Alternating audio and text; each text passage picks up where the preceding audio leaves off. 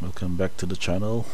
And for today's episode of another standard deck tech for Streets of New Capenna, we are going to take on a built-around deck that I think I saw first for an older Pioneer format.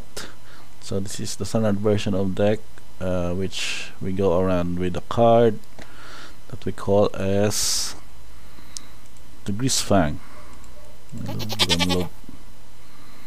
Greasefang Okiba Boss. So it is a white, black, and colorless rare creature from Kamigawa Dynasty. So looking at the price, it's still very cheap. It's a 4/3 rat pilot legendary creature wherein whenever combat of return target vehicle card from your graveyard into the battlefield. It gains haste and return it to its owner's hand at the beginning of your next end step. So in the Pioneer format, it's basically a very tricky and sort of a one-shot attack for this card's effect because of the cards that you can partner with from the older sets. But for now's standard format, wherein we just have some limited set to work with, we're going to check today what cards did this deck creator used in order to gain the full potential of Greasefang, Mr. Greasefang Aggro. So we'll check on what vehicles did he added for the list, and we look upon these 8 vehicles that we can discuss. First up, this is the 4 copy of the Chariot. So basically the Chariot is a very good 4-drop in the sense that cheating it also into play, it makes it a very aggressive route. So it can produce 2/2 green creature tokens, and when you create 2/4, you can attack and create another token as a copy of target token you control, whether it's just a creature token, a treasure token, a clue token, etc., and maybe even Obscura token. So basically attacking it for 4 along with the trigger of Greasefang, it's not sort of a game-ending attack, but at the same time you get to produce a bunch of 2/2 cat creature tokens and be able to return a Chariot to your hand, which the next turn you can basically cast it for 4 and gain another batch of your 2/2 creature tokens at your disposal. So 4 copies of this in the main, along with 3 copies of Search Hacker Mech.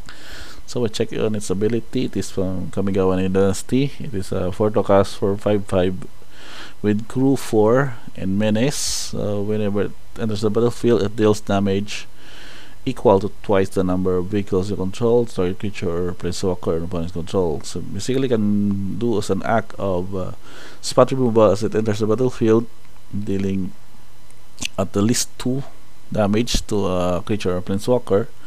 It might not be relevant, but having to act as a 5/5 in menace, which makes it difficult to chump block or just to block in a sense, can still deal 5 damage in turn whenever it's screwed by Greasefang.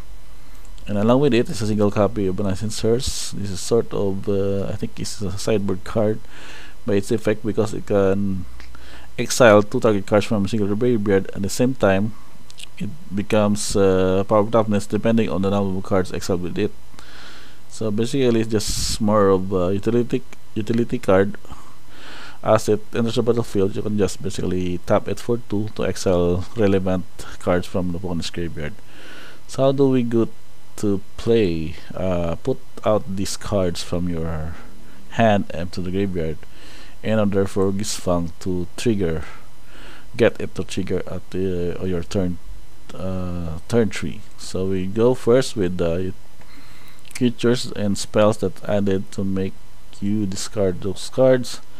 So we have 3 copies of Fleeting Spirit. It is a total cost 3/1, wherein the discard effect is that whenever you discard a card and exile it, then return it to the battlefield under its owner's control at the beginning of your next end step. Of the next end step. So you can evade and put on this evasion effect on its own, and at the same time you can exile excess cards from your graveyard to have it first strike. Though the first strike may not be relevant in certain matchups, but having a 3/1 on turn 2 is also a good attacker in its own, and can later on use it to crew your other vehicles. So discarding a card is a good discard source to discard this vehicles, at the same time cast it with Greasefang to trigger it for your turn 3. So another way to put cards vehicles for your graveyard is to dispel Otherworldly Gaze. It is a one to cast instant, so looking at the top 3 cards, then put any number of them in your graveyard and put the rest back in the top library in order with flashback of 2. So it's not really a card in itself, but just basically arrange the top 3 cards of your library, while the rest is put into the graveyard as a way to cheat your vehicles. Not a discard effect, but also just having to put them in your graveyard from your top of your library. So along with it, we have also 4 copies of Tenant Intelligence, when in just to cast, draw 2 cards and discard a card unless there are 5 or more mana values among cards in your graveyard. This is just a conditional effect, just having a to cast, draw 2 cards, but the purpose of having to discard extra card wherein you have your vehicles getting done, put it to graveyard again with the combo of Greasefang for turn 3. So we have various ways to put this into the grave. So having to combo with it are a few of the control spells, specifically a lot of spot removals in terms of Brave Enfeeblement. We have Infernal Grasp and 3 copies of Vanishing Verse for more solid spot removal, which you can use to nail off relevant opponent threats, along with also sweep of Doomscar, 2 copies, and a long copy of Obscura Charm, which we can check with specific value of returning multicolor permanent by value 2 or less from your graveyard to the battlefield tap. You can also use to counter instant resource spell or destroy target creature planeswalker with mana value 2 or less. So along with it, we have a lone copy of Ymira's Call for the land drop and later on utility spell. We have Kaya and Extra Ball from Kaldheim. It is a 5 to cast, sort of an expensive planeswalker, but it has ways to deal with non-permanents. Can also put up Ghost Form counters, and as an emblem effect of this, whenever you cast a legendary spell from your hand or from your graveyard or from among the cards you own in exile without paying its mana cost. So it's also a good late game plan for this deck, along with some maybe a Pitting Needles, more of a main deck sideboard card, and also Touch of the Spirit Realm for sort of a pseudo enchantment removal. When senders exile to 1 target artifact or creature until it leaves the battlefield, and you can also channel this to exile target artifact or creature and return it to battlefield under its owner's control at the beginning of your next end step. So basically blinking this out. You can also use this touch to blink out Esika's Chariot effect when it was cheated by Greasefang in order to have it return as a new object.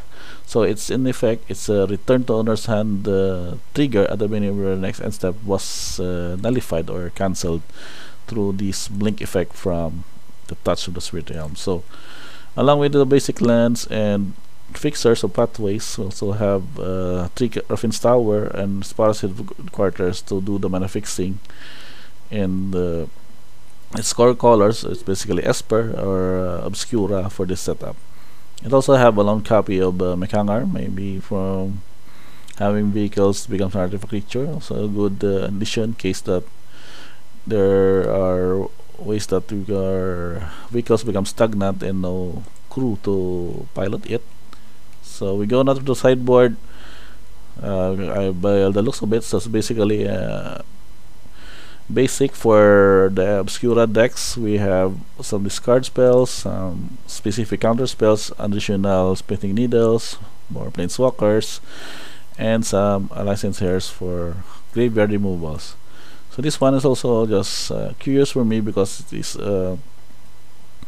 just a sort of a massive creature source because of its additional pay 3 whenever it enters the battlefield. So basically having it on turn 5, you put the counters on 10th anniversary, so it becomes a 3/4, and then it creates twice that many 2/2 black zombie creatures with decay. So you get 2 copies of 2/2 black zombie creatures at turn 5 whenever hard pay 5 for it. Or if you go with let's say 8 mana, you can get 4 or twice that too many two Blossom Sun counters are added for the adversary. So it's basically a good mana sink for the late game, in case that scenarios have gone through the long battle against other mid-range or control decks. So given Kaito Suzuki's card draws threats on its own, Wandering Emperor, nothing to explain on it. And maybe Kotose is basically an unusual one-offs, but it has a good ETB effect that basically exiles cards from a graveyard and searching its owner's player's graveyard, hand library for any number of the cards with the same name and exile them. So as long as you control Kotose, you may play one of those cards and spend mana as those many mana costs. It's also a good utility in exiling relevant cards, but also at the same time gives you chance to cast those spells, those cards, as long as you control Kotose. So overall, this is a good sort of a funky deck, and I can explain in the setup. It was piloted by Chiba Yuta in his tournament, Planeswalker Championship in Japan, Akihabara to be specific. But with just 12 players, it was able to go to second place with its very unusual take for Greasefang in the standard format. So overall, I do suggest to go with this in the setup for your MTGO or MTG Arena setting if you want to try this deck. And if you go with any suggestions or recommendations for the build, maybe changes for the setup aside from Greasefang and other cards added here in the main deck, you can just comment this in this video in the comment box below. So we're going to wrap this up with this deck.